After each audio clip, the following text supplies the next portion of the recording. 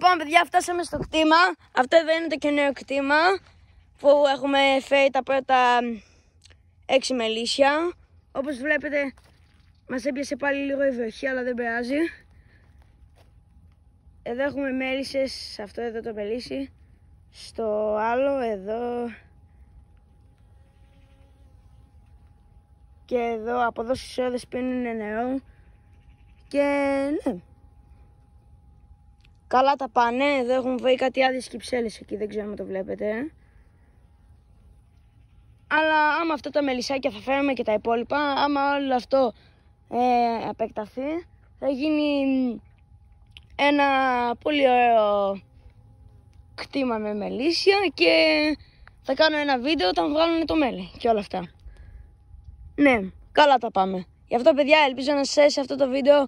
Αν θέλετε να δείτε και άλλα βίντεο, μην ξεχάσετε να κάνετε like και εγγραφή και τα λέμε στο επόμενο βίντεο. Γεια, παιδιά!